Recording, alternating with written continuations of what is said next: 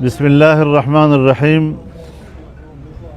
نحمدہ ونصلی علی رسولہ الکریم اما بعد۔ آپ حضرات کا شکر گزار بھی ہوں اور آپ سے معذرت خواہ بھی ہوں۔ ایک لمبے عرصے سے آپ یہاں تشریف لے آتے ہیں اور یہاں کی جو سیاسی سرگرمیاں ہیں اس کو آپ کور کر رہے ہیں، تو آج میں نے سوچا کہ آپ سے براہ راست ملاقات بھی ہو جائے، بات چیت بھی ہو جائے۔ اس وقت جو سب سے کربناک اور تکلیف دہ موضوع ہے وہ اسرائیل کی وحشیانہ دہشت گردی ہے، ریاستی دہشت گردی، اور جو غزہ کے مسلمانوں کا قتل عام کر رہی ہے۔ 50 سے 60 ہزار مسلمانوں کو، جو بچے ہیں، خواتین ہیں، بوڑھے ہیں، عام شہری ہیں، ان کو شہید کیا ہے انہوں نے، اور ابھی تک ان کا خون پی پی کر ان کا پیاس نہیں بجھ رہا ہے۔ اب انہوں نے اس کی یہ سلسلے جو ہیں وہ لبنان تک وسیع کر دیے ہیں، دوسرے اسلامی ممالک تک وہ آگے بڑھ رہا ہے۔ تو اس دہشت گردی کا راستہ روکنا امت مسلمہ کا فرض بن جاتا ہے، اور ایسے حالات میں امت مسلمہ کی خاموشی یا ان کے حکمرانوں کی جو خاموشی ہے وہ پوری امت مسلمہ کے لیے تشویش کا باعث ہے۔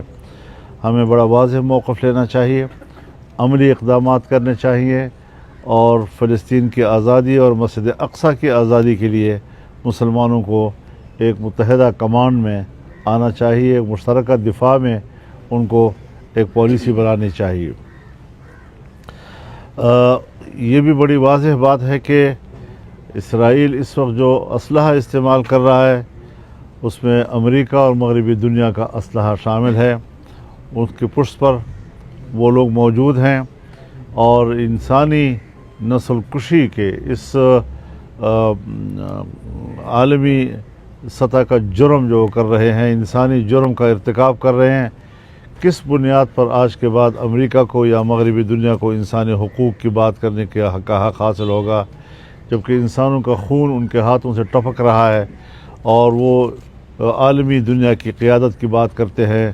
امریکہ اور مغربی دنیا کو عالمی دنیا کی قیادت کا اب کوئی حق حاصل نہیں ہے۔ پرسکون عالمی زندگی، انسانیت کی زندگی یہ مطلوب ہے، اور یہ اس کے دشمن ہیں۔ انسانوں کا قتل عام کا ایک کئی دہائیوں پر مشتمل اب ان کی جو تاریخ ہے وہ ناقابل برداشت ہو چکا ہے، اور ان کو اپنے رویوں میں تبدیلی لانے ہوگی۔ اسلامی دنیا کے نامور شخصیات کو نشانہ بنایا جا رہا ہے۔ ان کا یہ خیال ہے کہ مسلمان جب ان کی شخصیات دنیا سے چلی جائیں تو مسلمان اپنا جذبہ ہار جاتا ہے۔ مسلمان اور اسلام، اس کی بقا کا دار و مدار ان کے عقیدے پر ہے، ان کی توحید پر ہے، ان کے اسلام پر ہے، اور اسلام کی بقا کے لیے وہ ہتھیار نہیں ڈالتے، وہ آگے بڑھتے ہیں اور اپنے جد و جہد کو جاری رکھتے ہیں۔